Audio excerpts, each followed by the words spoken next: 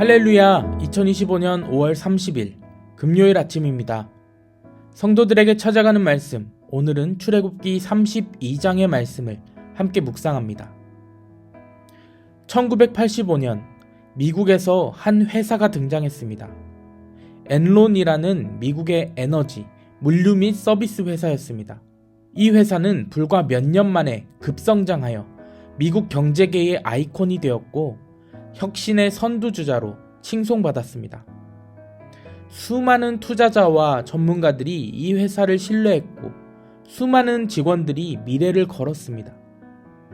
그러나 2001년 엔론은 돌연 파산하고 맙니다.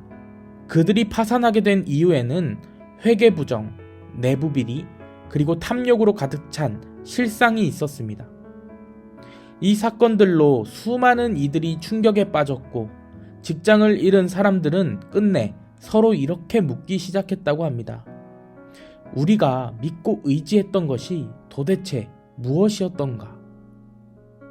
겉으로는 화려했습니다. 번영과 성공의 아이콘 같았습니다. 하지만 그 속은 텅 비어 있었습니다. 사람들은 자신들이 신뢰했던 대상이 실은 허상임을 깨닫고 무너져버리고 말았습니다. 이 이야기는 단순한 경제 스캔들이 아닙니다. 인간은 언제나 어떤 대상을 믿고 의지하며 살아갑니다. 눈에 보이는 안정, 손에 잡히는 결과, 통제 가능한 시스템을 붙들며 안심하곤 합니다. 그러나 그것이 하나님보다 앞서기 시작할 때 그것은 더 이상 단순한 선택이 아니라 우상이 됩니다. 우상은 꼭 종교적인 형상만을 뜻하지는 않습니다. 우리가 신뢰를 두고 삶을 걸고 마음을 의탁하는 모든 것이 우상이 될 수 있습니다. 오늘 출애굽기 32장을 보면 이스라엘 백성이 모세가 시내산에 오르자 금송아지를 만들고 이렇게 외칩니다. 이스라엘아, 이는 너희를 애굽 땅에서 인도하여 낸 너희의 신이로다. 이 말이 충격적인 이유는 단순히 그들이 금속 덩어리를 신이라고 한 것이 아니라 그 금송아지를 여호와 하나님과 동일시했다는 데 있습니다. 그들은 여호와 하나님을 부정하지 않습니다.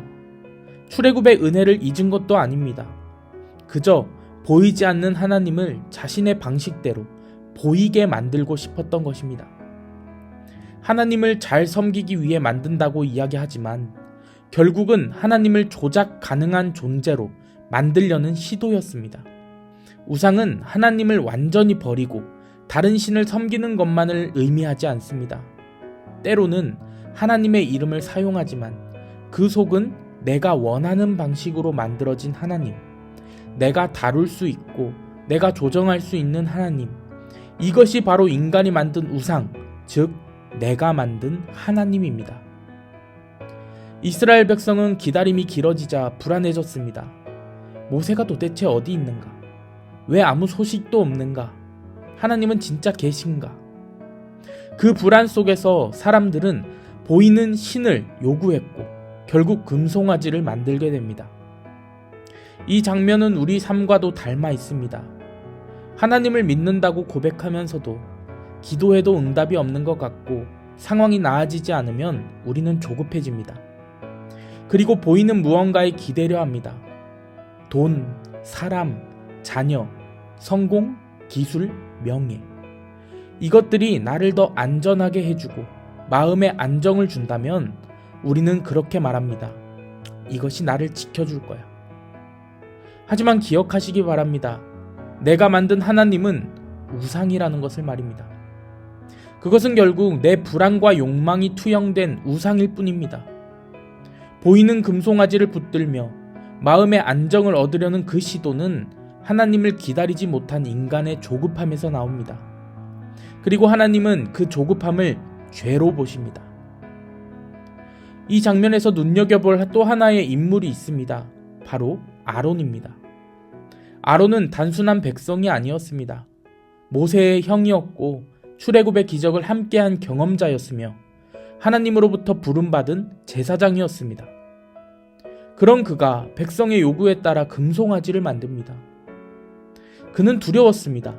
사람들의 눈치, 불안한 상황, 갈등을 피하고 싶은 마음이 그를 흔들었습니다. 그래서 그는 24절 말씀에서 이렇게 이야기합니다.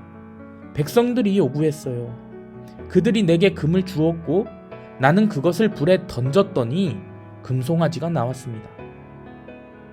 이 말은 그가 얼마나 상황을 회피하고 책임을 회피했는지를 보여줍니다. 그런데 이것이 꼭 남의 이야기일까요? 우리도 그렇습니다. 교회에서 예배하며 기도하지만 삶의 자리에서는 불안과 타협 앞에 신앙이 흔들립니다. 하나님을 믿는다고 하면서도 내 방식대로 신앙생활을 하고 내가 원하는 방식대로 하나님이 일하시기를 원합니다. 그런 신앙은 결국 내가 만든 하나님을 따르는 것입니다. 겉으로는 하나님을 섬기는 것 같지만 실상은 내 뜻을 따르고 있는 것입니다. 하나님은 금송아지를 만든 이스라엘을 향해 진노하십니다. 그들이 속히 내가 명령한 길을 떠났도다. 그런데 그 순간 모세는 백성을 위해 엎드려 기도합니다. 주여, 주의 약속을 기억하소서. 하나님은 그 기도를 들으시고 재앙을 거두십니다.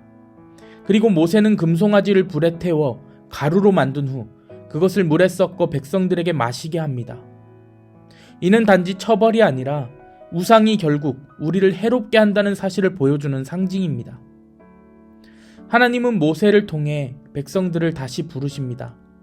누구든지 여호와의 편에 있는 자는 내게로 나오라. 그 외침은 지금도 우리에게 들려옵니다. 우리는 각자의 삶 속에 금송아지를 세우곤 합니다. 하나님을 믿는다고 하면서도 이 정도의 돈은 있어야 불안하지 않지.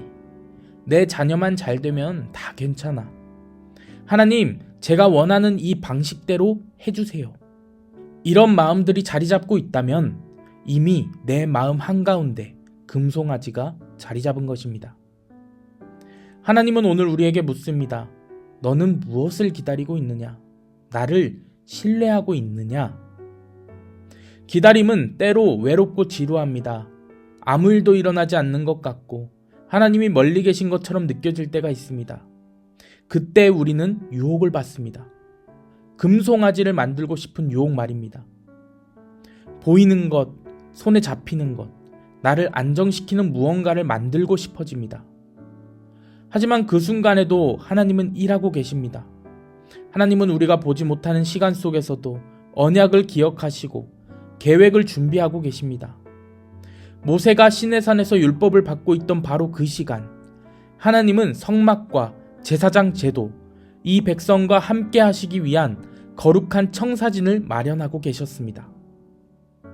회복은 금송아지를 부수는 데서 시작됩니다. 그리고 하나님이 계셔야 할 자리를 다시 내어드리는 데서 시작됩니다. 하나님은 지금도 말씀하십니다. 내가 너와 함께 하겠다. 오늘 금송아지를 부수는 우리 모두가 되기를 축복합니다. 그 자리에 하나님이 임하실 것입니다.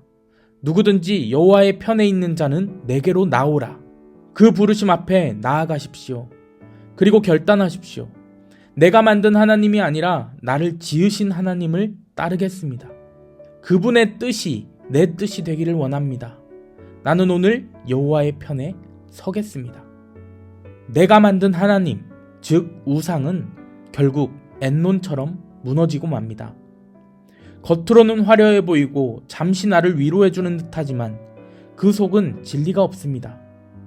진리 되신 하나님만이 우리를 붙드시고 끝까지 인도하십니다. 그러니 오늘 이 아침 진리 되신 하나님 앞에 무릎 꿇는 저와 여러분 되시기를 축복합니다. 우리 마음에 세워진 금송아지를 부수고 다시 하나님의 주권을 인정하기를 소망합니다. 기다림 속에서도 불확실함 속에서도 신실하신 하나님을 바라보십시오. 하나님은 우리가 만든 신이 아니라 우리를 창조하시고 우리를 사랑하시는 우리의 아버지이십니다. 이제 여호와 편에 서서 주님께서 주시는 참된 사랑을 경험하고 또 그 생명을 누리는 우리 모두가 되기를 주님의 이름으로 간절히 축원합니다. 아멘.